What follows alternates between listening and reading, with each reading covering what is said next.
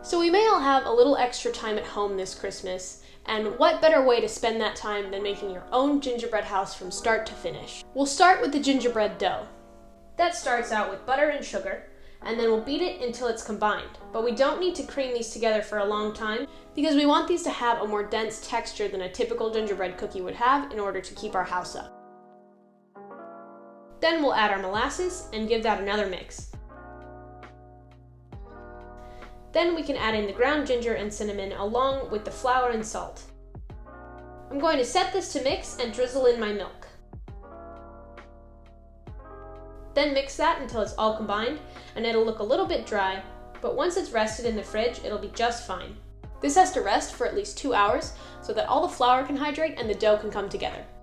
Then we can roll that on a floured surface before cutting out the different parts of our house. I'll leave a link to the stencils that I used here, but if you want your house to look different, there are plenty of free stencils online. Then I baked these for 30 minutes at 325 degrees Fahrenheit, or until they were lightly browned around the edges and they felt very solid when I poked them with my finger. You may have noticed that there are no leavening agents in here, and again, that's because we want these to be more dense than your typical gingerbread cookie, and this will affect the texture of our cookie, but it's a necessary sacrifice for the structural integrity of our house.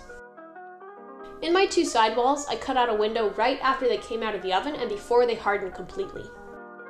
And later I actually used these window cutouts as wreaths.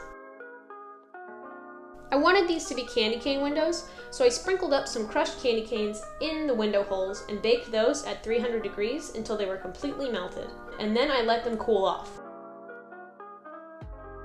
You can actually make these windows with any crushed up hard candy that you'd like. So here are all my pieces for the house. I have 2 side walls, the front and back wall, and 2 pieces for my roof.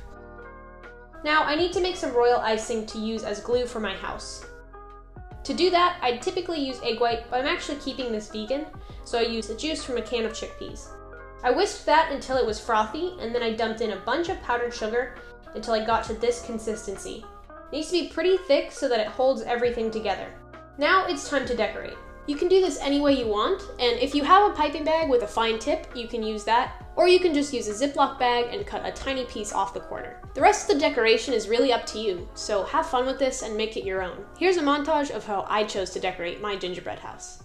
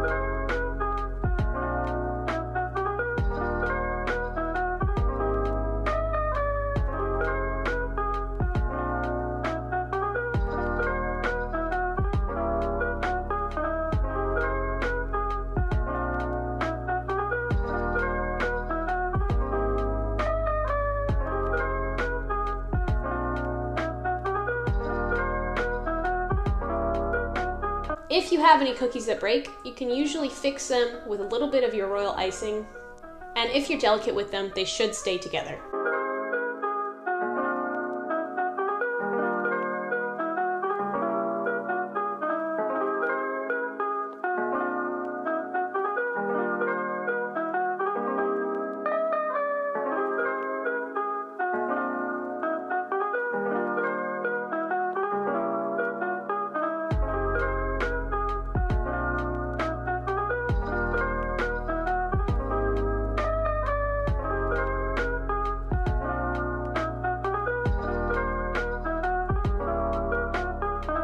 That's all I've got for you today, and if you like what I do here, feel free to subscribe. Have a happy and safe holiday season, and thanks for watching.